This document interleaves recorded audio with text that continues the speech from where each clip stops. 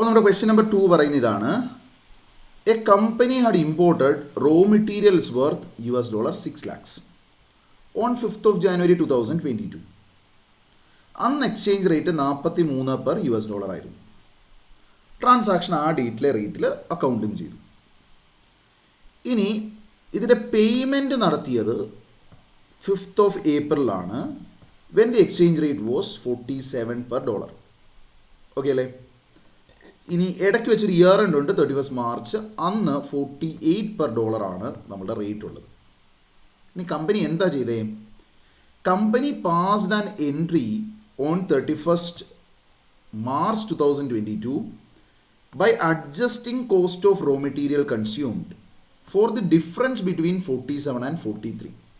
Okay, ഇവരുടെ actual settlement date ആയ 47ഉം ഇനീഷ്യൽ റേറ്റ് ആയ 43യും തമ്മിലുള്ള ഡിഫറൻസിന് കോസ്റ്റ് ഓഫ് റോ മെറ്റീരിയൽ കൺസ്യൂംഡിലേക്ക് അഡ്ജസ്റ്റ് ചെയ്തുകൊണ്ട് അവരൊരു എൻട്രി പാസ് ചെയ്തു. In the background of relevant AS, അതായത് AS11, is companies accounting treatment correct? Discuss. ഇവിടെ കമ്പനിയുടെ അക്കൗണ്ടിങ് ട്രീറ്റ്മെൻറ്റ് ശരിയാണോ എന്നുള്ളതാണ് ചോദ്യം. ഓക്കെ അല്ലേ? അപ്പോൾ നമുക്ക് എന്ത് ചെയ്യണം? ഇവിടെ എന്തൊക്കെ പ്രശ്നമുണ്ടെന്നുള്ളത് നോക്കണം. ഇവിടെ ആദ്യം ട്രാൻസാക്ഷൻ റെക്കോർഡ് ചെയ്തതിനകത്ത് എന്തെങ്കിലും പ്രശ്നമുണ്ടോ? ട്രാൻസാക്ഷൻ നടന്ന ഡേറ്റ് അന്നത്തെ റേറ്റിൽ നമ്മൾ റെക്കോർഡ് ചെയ്തു. അതിനകത്ത് എന്തെങ്കിലും പ്രശ്നമുണ്ടോ? ഇല്ല അല്ലേ? ട്രാൻസാക്ഷൻ നടക്കുമ്പോൾ സ്പോട്ട് റേറ്റിലാണ് റെക്കോർഡ് ചെയ്യേണ്ടത്, ശരിയല്ലേ? ട്രാൻസാക്ഷൻ നടക്കുന്ന സ്പോട്ട് റേറ്റിലാണ് റെക്കോർഡ് ചെയ്യേണ്ടത്. സ്പോട്ട് റേറ്റിൽ തന്നെ റെക്കോർഡ് ചെയ്തിട്ടുണ്ട്, പ്രശ്നമില്ല. ഓക്കെ അല്ലേ? ഇനി ഇയർ എൻഡിൽ അഡ്ജസ്റ്റ് ചെയ്തേക്കുന്നതിനകത്ത് എന്തെങ്കിലും പ്രശ്നമുണ്ടോ? ഇയർ എൻഡിൽ നമ്മൾ റിപ്പോർട്ട് ചെയ്തേക്കുന്ന ഫിഗറിന് 47, 43 നമ്മളുടെ ഡിഫറൻസ് നമ്മൾ റോ മെറ്റീരിയലിൻ്റെ കോസ്റ്റിലേക്ക് അഡ്ജസ്റ്റ് ചെയ്തേക്കുന്നതിനകത്ത് എന്തെങ്കിലും പ്രശ്നമുണ്ടോ? അവിടെ ശരിക്കും പറഞ്ഞാൽ ചില പ്രശ്നങ്ങളുണ്ടല്ലേ, റൈറ്റ്? നമ്മൾ ഇയർ എൻഡിൽ ക്ലോസിംഗ് റേറ്റിലാണ് റീസ്റ്റേറ്റ് ചെയ്യേണ്ടത്. Foreign currency monetary items year എൻഡിൽ ക്ലോസിംഗ് റേറ്റിലാണ് റീസ്റ്റേറ്റ് ചെയ്യേണ്ടത്, അല്ലേ? അപ്പോൾ ക്ലോസിംഗ് റേറ്റിൽ റീസ്റ്റേറ്റ് ചെയ്യുമ്പോൾ നമ്മൾ എന്ത് ചെയ്യണം? 48 എന്ന് പറയുന്ന റേറ്റ് ആയിരുന്നു എടുക്കേണ്ടത്. 48ഉം 43ഉം നമ്മളുടെ ഡിഫറൻസ് ആയിരുന്നു എക്സ്ചേഞ്ച് ലോസ് റെക്കോർഡ് ചെയ്യേണ്ടത്. ഇനി അതിനുശേഷം 5th of April നമ്മൾ സെറ്റിൽമെൻറ്റ് നടക്കുമ്പോൾ 48നാണ് ബുക്സ് നിൽക്കുന്നത്, 47നാണ് സെറ്റിൽമെൻറ്റ് നടക്കുന്നതെങ്കിൽ ആ ഒരു ഡിഫറൻസിനെ എക്സ്ചേഞ്ച് ഗെയിൻ ആയിട്ട് 20 to 23 അക്കൗണ്ട് ചെയ്യേണ്ടതാണ്. അത് നമ്മൾ നേരത്തെ കയറ്റി അഡ്ജസ്റ്റ് ചെയ്ത് അക്കൗണ്ട് ചെയ്യുവാണ് ഇവിടെ ചെയ്തേക്കുന്നത്. അപ്പോൾ നമുക്ക് അങ്ങനെ ഒരു പ്രശ്നമുണ്ട്, അല്ലേ? ഇനി ഈ എക്സ്ചേഞ്ച് ഡിഫറൻസിൻ്റെ amount cost of raw material കൺസ്യൂംഡിൽ എടുക്കാൻ പറ്റുമോ? നമ്മൾ ഇൻവെൻട്രിയുടെ കോസ്റ്റ് വരുമ്പോൾ ഇൻവെൻട്രീനെ അതിൻ്റെ പ്രസൻറ്റ് ലൊക്കേഷൻ കണ്ടീഷനിലേക്ക് കൊണ്ടുവരാൻ വന്ന ഒരു കോസ്റ്റ് ആണോ ഈ എക്സ്ചേഞ്ച് ഡിഫറൻസ്? അല്ല. ഇൻവെൻട്രീനെ ആ പർച്ചേസ് ചെയ്യുന്ന ഡേറ്റിൽ തന്നെ ഫുൾ പേയ്മെൻറ്റ് കൊടുത്തു വിട്ടിരുന്നെങ്കിൽ ഒരു പ്രശ്നമില്ല, ഈ കോസ്റ്റ് വരില്ലായിരുന്നു. ഇൻവെൻട്രീനെ പ്രസൻറ്റ് ലൊക്കേഷൻ കണ്ടീഷനിലേക്ക് കൊണ്ടുവരാൻ നോർമലി ഈ കോസ്റ്റ് ആവശ്യമില്ല. അപ്പോൾ കോസ്റ്റ് ഓഫ് റോ മെറ്റീരിയൽ കൺസ്യൂംഡിലേക്ക് അത് കൊണ്ടുപോകാൻ പറ്റില്ല. അതൊരു എക്സ്പെൻസ് ആണെങ്കിൽ അതർ എക്സ്പെൻസിലും, ഒരു ഇൻകം ആണെങ്കിൽ അതർ ഇൻകത്തിലുമേ ഇടാൻ പാടുള്ളൂ. ഓക്കെ ആണോ? ഇത് കോസ്റ്റ് ഓഫ് റോ മെറ്റീരിയൽ കൺസ്യൂംഡിൽ എടുക്കാൻ പറ്റുന്നതല്ല, അതൊരു എക്സ്പെൻസ് ആയതുകൊണ്ട് അതർ എക്സ്പെൻസിലും, നേരെ മറിച്ച് എക്സ്ചേഞ്ച് ഗെയിൻ ആണെങ്കിൽ അതർ ഇൻകത്തിലുമേ എടുക്കാൻ പാടുള്ളൂ.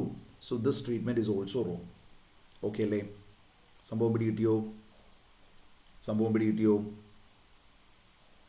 ഓക്കെ ആണോ? അപ്പോൾ ഇത് നമുക്കൊന്ന് എഴുതി ഫലിപ്പിക്കണം, അല്ലേ? ഇതൊന്ന് എഴുതി ഫലിപ്പിക്കണം. അപ്പോൾ നമുക്ക് ക്വസ്റ്റ്യൻ നമ്പർ 2 ഒന്ന് നമുക്ക് എഴുതാം. Question number 2. ഓക്കെ, അപ്പോൾ അവർ പറയുന്നു ആസ് പെർ AS11, ഒന്ന് പേരൊന്ന് മൊത്തമായിട്ട് എഴുതിയേക്കാം. The effects of changes in foreign exchange rates. A foreign currency transaction is initially measured using transaction date rate അഥവാ spot rate. Okay, as at year end, all foreign currency monetary items will be restated using closing rate. Any exchange difference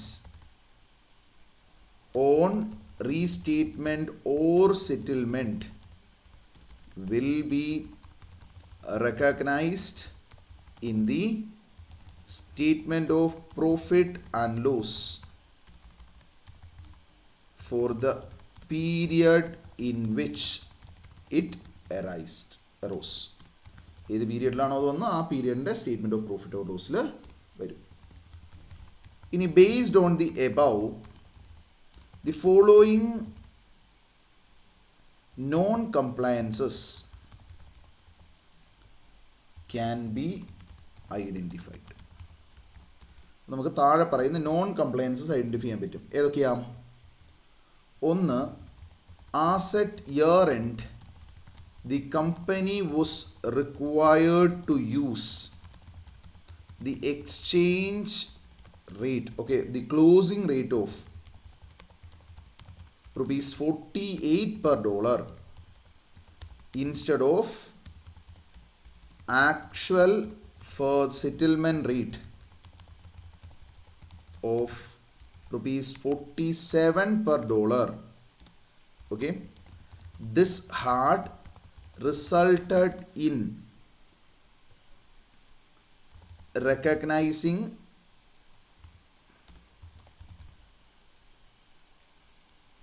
exchange loss of rupees 24 lakhs അല്ലെ 6 lakhs അല്ലേ 6 lakhs into എത്രയാ 47 minus 43 6 lakh instead of rupees 30 lakhs. Okay, 6 lakhs into 48 minus 43 വരണ്ടേ അല്ലേ. അപ്പം 30 ലക്ഷത്തിന് പകരം 24 ലക്ഷം expense loss record ചെയ്യുന്നതിന് കാരണമായി in the year 2021-22. Okay, this will also result in non-recognition of exchange gain of rupees 6 lakhs in the year of settlement, that is 2020-23. Okay ആണോ?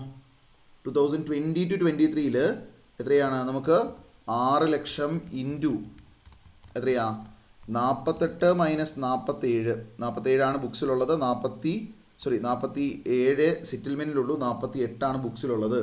അപ്പോൾ ഒരു ഗെയിൻ 6 ലക്ഷം നമുക്ക് അവിടെ വരാം. ആ ഗെയിൻ നെക്സ്റ്റ് ഇയറിൽ റെക്കോർഡ് ചെയ്യത്തുമില്ല ഈ രീതിയിൽ അക്കൗണ്ട് ചെയ്താൽ. ഓക്കെ ആണോ? അപ്പോൾ കറണ്ട് ഇയറിൽ എക്സ്പെൻസ് 6 ലക്ഷം കുറഞ്ഞും പോയി, അടുത്ത വർഷത്തെ ഇൻകം 6 ലക്ഷം കുറഞ്ഞും പോയി. ഈ രണ്ട് ഇഫക്റ്റ് ഈ പറയുന്ന എൻട്രി പാസ് ചെയ്യുമ്പോൾ ഉണ്ട്. ഓക്കെ അല്ലേ? ക്ലിയർ ആണോ? ഓക്കെ ആണോ? ഇനി the exchange loss cannot be presented as part of cost of raw material consumed, as it is not a cost incurred to bring the inventories to their present location and condition. It should be included in other expenses in profit and loss. Okay ആണോ? Profit and ലോസിൽ other എക്സ്പെൻസിലാണ് ഇത് കാണിക്കേണ്ടത്. ഇത്രയും issues ഈ ക്വസ്റ്റ്യനിലുണ്ട്. Okay ആണോ? Clear ആണോ? Clear ആണോ?